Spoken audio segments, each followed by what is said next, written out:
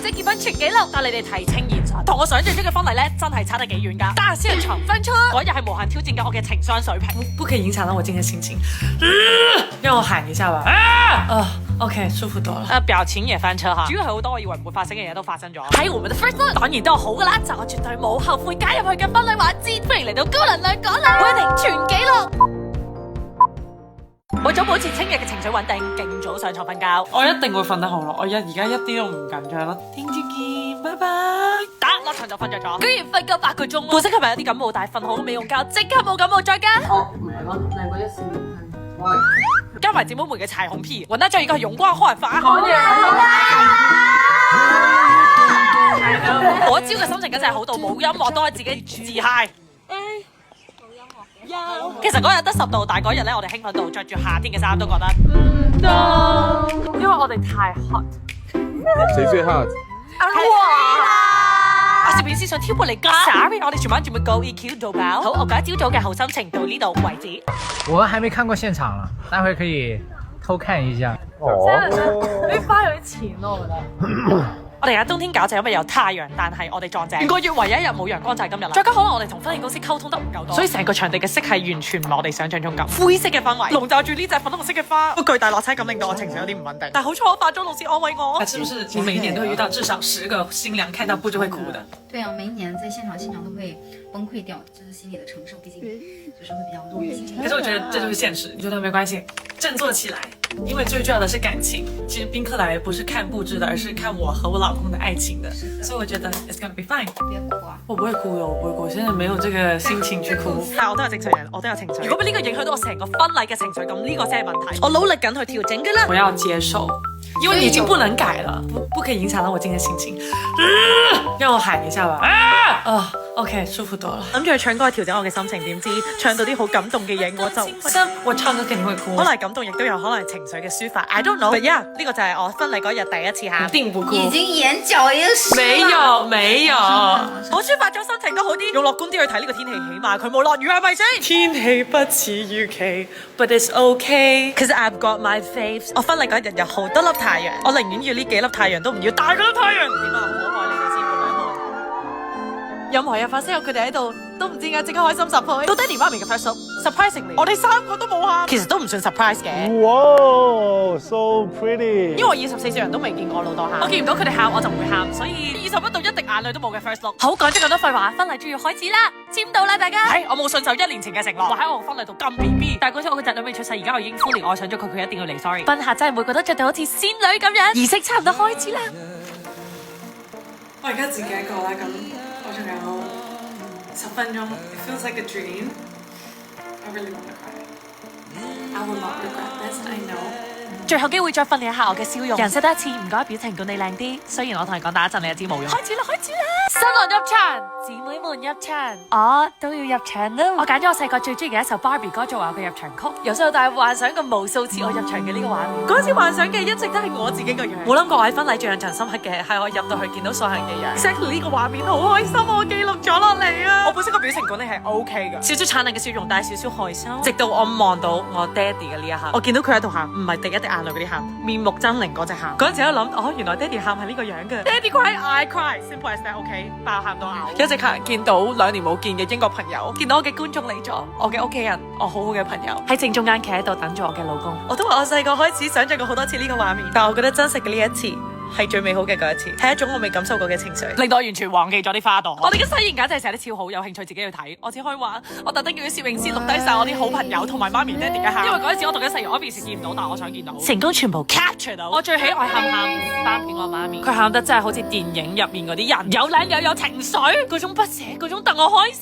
個女長大啦，媽咪都放心啦。有沒有？好，之後到拋花球時間，我啲仙女出嚟接花球。我同你講，我個花球靚到爆，接到花球呢位靚女已經有好消息。嗱就嚟，好，儀式上半 part 就結束咗啦。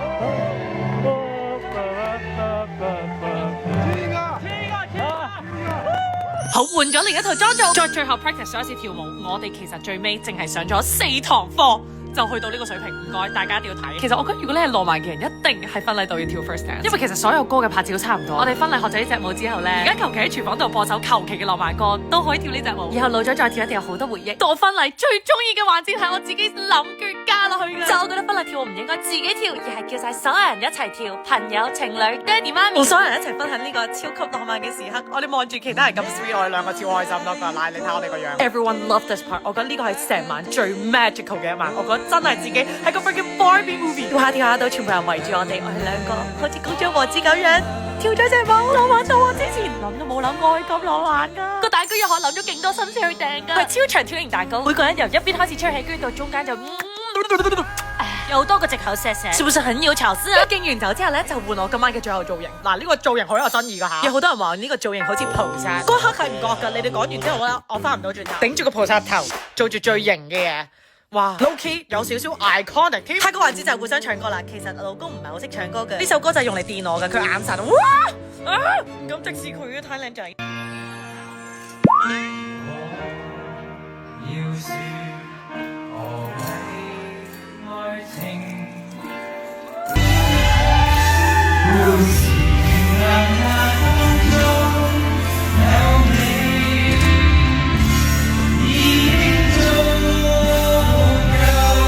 係 perfect 嘅，勇氣比唱歌好聽更加難得。OK，Jokes，老公 ，I think you sing well。真正嘅歌手登場。我講下點解唱呢首歌先。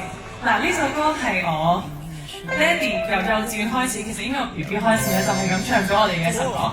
咁我同 Sennis 拍拖 ，even 到而家咧，我有時瞓唔着覺打電話俾佢咧，佢會係咁我 repeat 唱呢首歌俾我聽，唱1個鐘 repeat。啲歌詞全部錯晒，咁好啦，我哋就唱分分鐘需要你。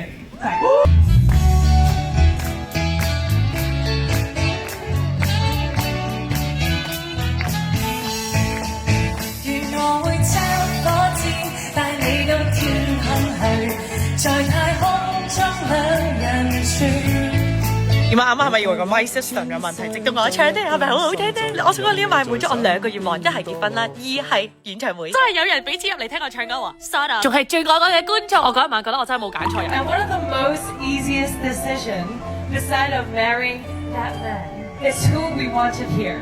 除咗朋友同埋家人，我仲邀請咗我嘅觀眾一齊嚟。觀眾嚟嘅 ，they're very lucky. I'm so lucky to have them as well. 好多謝你哋支持我。我覺得呢種愛係好神奇，因為你哋係一個陪我嘅人，一定要支持我。你哋成日話我給咗好多能量你哋，但我想講，係你哋喺人生嗰種唔同嘅 moment 俾咗好多力量我。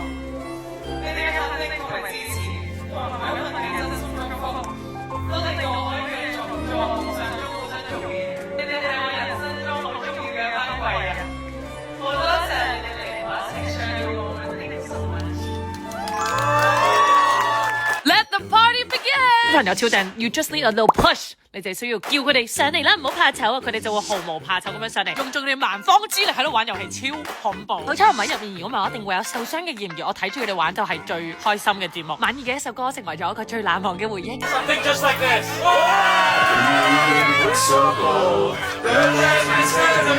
嗰一晚全部都係見證咗我同 Sennis 愛情嘅人，由開始萌芽到拍拖到結婚，慢慢咁樣參與入，好似最後跳嘅呢隻舞咁，大家會不知不覺一齊凝聚起嚟，好似 TVB 大結局。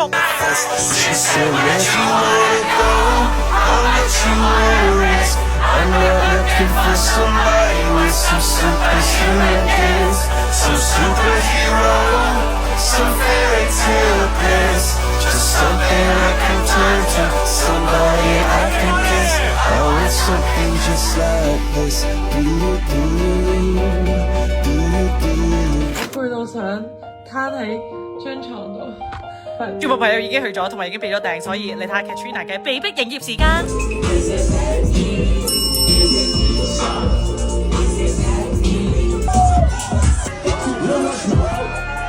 哇！咁翻去咗第2日就係我哋嘅拆禮金時間。呢一 part 係我最意想不到嘅，諗住係普通拆禮金，點知拆到？我覺得好多咯，想講，即係我諗住係意思下，啲人好 serious 俾我勁多錢咯。